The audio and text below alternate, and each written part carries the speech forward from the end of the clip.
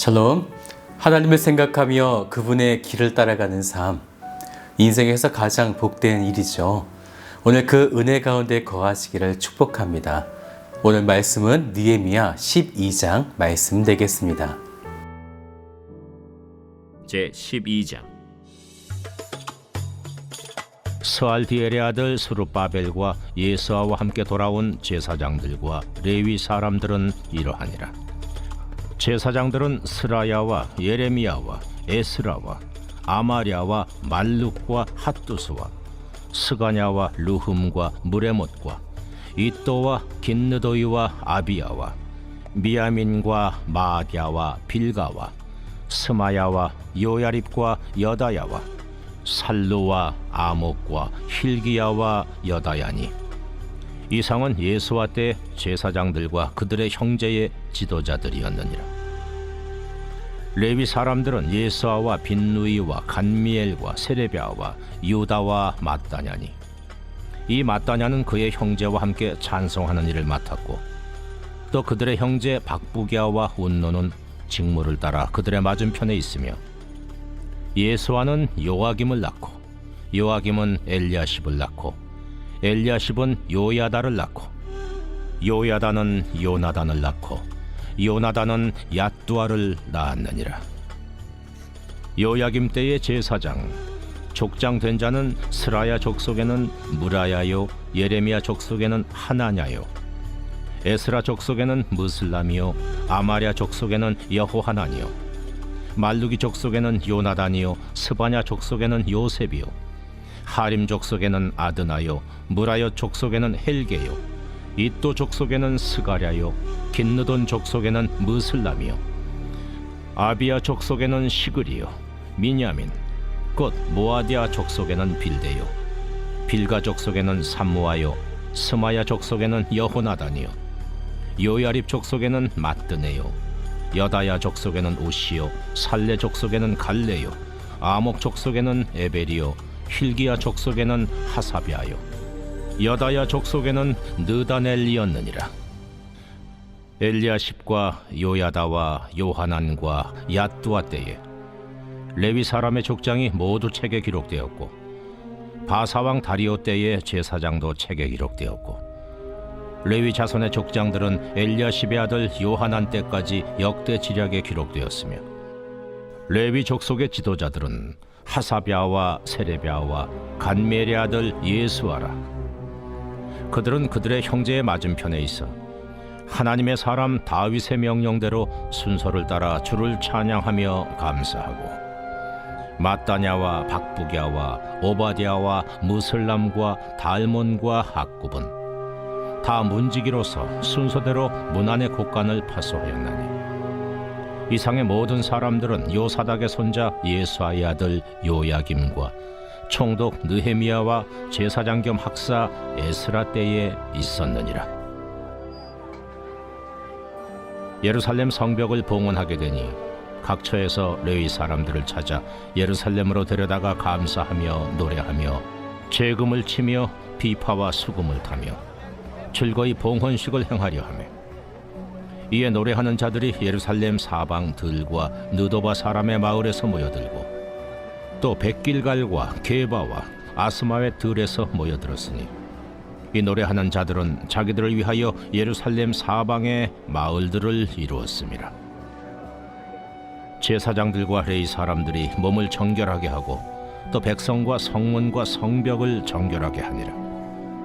이에 내가 유다의 방백들을 성벽 위에 오르게 하고, 또 감사 찬송하는 자의 큰 무리를 둘로 나누어 성벽 위로 대오를 지어 가게 하였는데, 한 무리는 오른쪽으로 분문을 향하여 가게 하니, 그들의 뒤를 따르는 자는 호세야와 유다 지도자의 절반이요, 또 아사랴와 에스라와 무슬람과 유다와 베냐민과 스마야와 예레미야이며, 또 제사장들의 자손 몇 사람이 나팔을 잡았으니, 요나단의 아들 스마야의 손자 마따냐의 증손 미가야의 현손 삭굴의 호대손 아삽의 육대손 스가랴와 그의 형제들인 스마야와 아사렐과 밀랄레와 길랄레와 마에와 느다넬과 유다와 하나니라.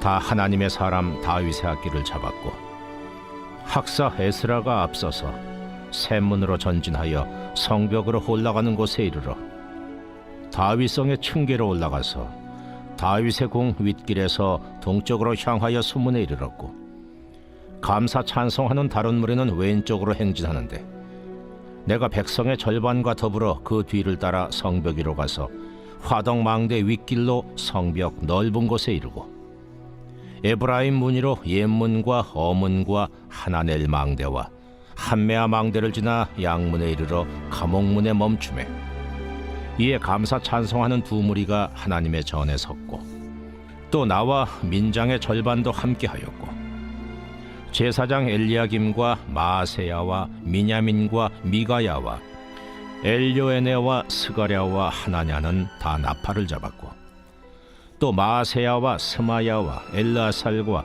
우시와 여호하난과 말기야와 엘람과 에셀이 함께 있으며 노래하는 자는 크게 찬송하였는데 그 감독은 예스라히야라. 이날에 무리가 큰 제사를 드리고 심히 즐거워하였으니 이는 하나님이 크게 즐거워하게 하셨습니다. 부녀와 어린아이도 즐거워하였으므로 예루살렘이 즐거워하는 소리가 멀리 들렸느니라. 그날에 사람을 세워 곡간을 맡기고 제사장들과 레위 사람들에게 돌릴 것 곧 율법에 정한 대로 거제물과 처음 익은 것과 11조를 모든 성읍밭에서 거두어 이 곡간에 쌓게 하였느니 이는 유다 사람이 섬기는 제사장들과 레위 사람들로 말미암아 즐거워하기 때문이라.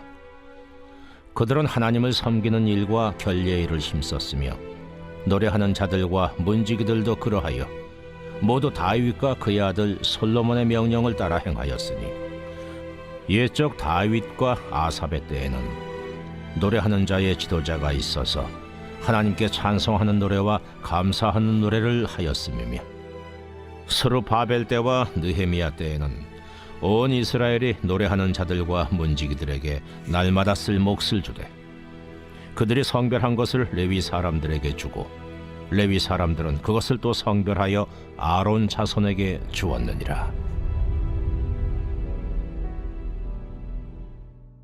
우리가 예배를 드릴 때에 어떤 자세로 예배를 드려야 하는가? 오늘 느헤미야 12장은 하나님께 예배를 드릴 때 그 자세와 마음가짐을 우리들에게 보여주고 있는데요.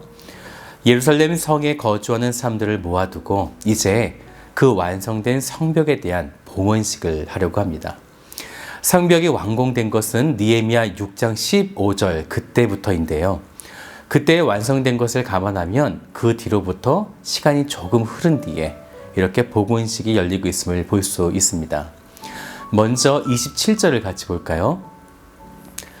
예루살렘 성벽을 봉헌하게 되니 각처에서 레위 사람들을 찾아 예루살렘으로 데려다가 감사하며 노래하며 재금을 치며 비파와 수금을 타며 즐거이 봉헌식을 행하려 하매. 그런데 12장의 말씀을 보면요, 이 봉헌식보다 먼저 제사장들과 레위 사람들의 그 족보가 먼저 나오고 있다는 거죠. 다시 말씀드리면 성경은 늘 성벽과 같은 물질 대명사가 중요한 것이 아니라 인칭 대명사, 바로 사람이 중요하다, 이것을 말씀하고 있는 것입니다.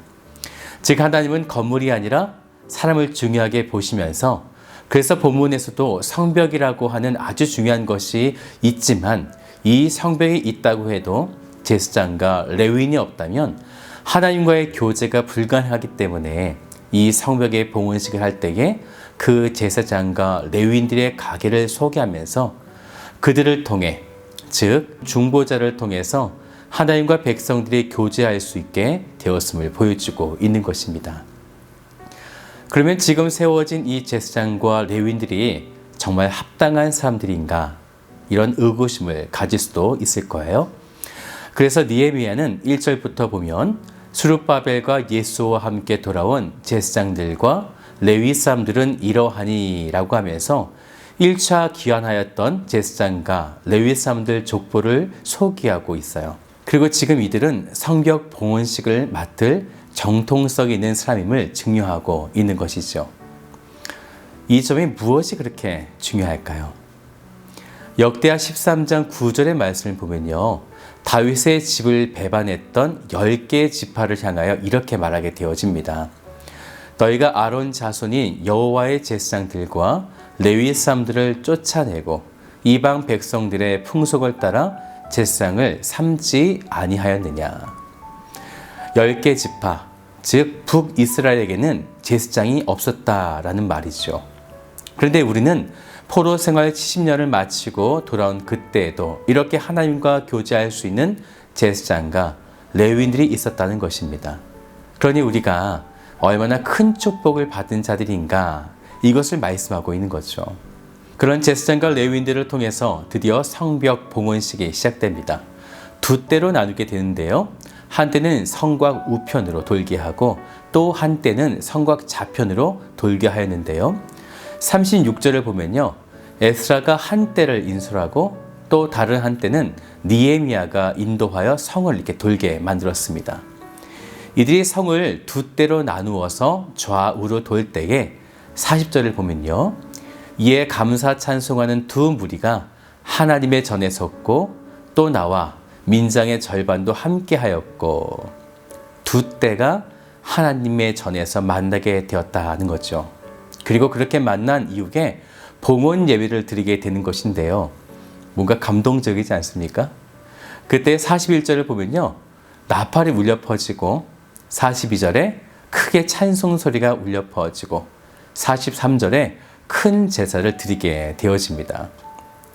말씀을 보면요. 계속 크다라고 하는 말을 사용하고 있는데 그만큼 이 예배가 얼마나 감격적이고 또한 훌륭하게 잘 디자인된 예배였는지를 보여주고 있는 것입니다. 그래서 우리가 예배를 잘 준비하는 것이 정말 중요하죠. 크신 하나님을 높이기 위해 세밀하게 준비하고 연습하고 리허설 해보고 하는 것. 이것이 참 중요한 것입니다. 그렇게 예배를 드릴 때에 예배에 참석하는 사람들의 반응은 어떨까요? 또한 하나님은 그 예배를 받으실 때에 어떠하셨을까요? 43절을 같이 볼까요? 이날에 무리가 큰 제사를 드리고 심히 즐거워하였으니 이는 하나님이 크게 즐거워하게 하셨음이라. 부녀와 어린 아이도 즐거워하였으므로 예루살렘이 즐거워하는 소리가 멀리 들렸느니라. 네, 하나님도 사람들도 어린이도 다 즐거워했다라는 거죠. 이런 예배 정말 기대가 됩니다. 우리 교회가 정말 이런 예배를 드리고 있다고 생각합니다. 네, 그렇죠? 그러면 어떻게 이런 감격적이고 멋진 예배, 즐거운 예배를 드릴 수 있을까요? 여기에는 하나님을 향한 예배자의 아주 중요한 자세가 나오는데요. 아무것도 하지 않다가 갑자기 예배를 드리게 된 것이 아니라 이들은 이 예배를 드리기 전에 수문학 강장 앞에 여호와의 율법의 말씀을 듣고 먼저 회개 운동이 있었다는 거예요. 그들이 그렇게 회개 운동을 하고 난 이후에 100% 최선을 다해서 초막을 짓고 그래서 초막절을 지키는 행함이 있었다는 것을 말씀하고 있는 거죠. 바로 은혜 받을 준비가 된 자에게 넘치도록 부어주시는 은혜라는 것입니다. 또한 이것이 일회적으로 끝나지 않도록 44절을 보면요. 그날에 사람을 세워 곡간을 맡기고 제사장들과 레위 사람들에게 돌릴 것, 곧 율법에 정한 대로. 네, 율법에 정한 대로 시행하였다라는 것입니다. 그것은 제사장과 레위인들에게 11조를 통해서 날마다 쓸 것을 제공하여 그들로 하여금 이 즐거운 예배가 끊이지 않도록 했다라는 것입니다. 지금 성도들도 11조를 구별하여 드리는 것은 예배를 준비하고 이끌어 나갈 저를 비롯한 교육자들에게 쉬지 않고 계속해서 그 예배를 이끌어 가도록 드리고 있는 것이 되는 것입니다. 결국 성도들이 11조를 드리지 않는다라는 것은요. 11조를 통해 삶을 살아가야 할 교육자들이, 제사장들이 삶을 살아갈 수 없게 될 것이고 그것은 곧 지속된 예배를 드리지 못하게 만들게 되죠. 또한 그것은 결국 교회를 존립하지 못하게 만드는 결과로 이어진다라는 것입니다. 그래서 하나님은 계속된 예배가 이어지도록 성도들에게 11조를 통해 그렇게 제사장과 레위인들을 도울 것을 말씀하고 있는 것입니다.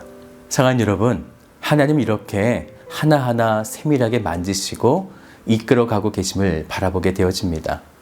여러분의 삶 가운데 예배가 쉬지 않도록 그 예배를 위해 나는 어떤 자세와 마음가짐 또 헌신을 다해야 할지를 오늘 말씀을 기억하시며 하루를 살아가시기를 주님의 이름으로 축복드립니다.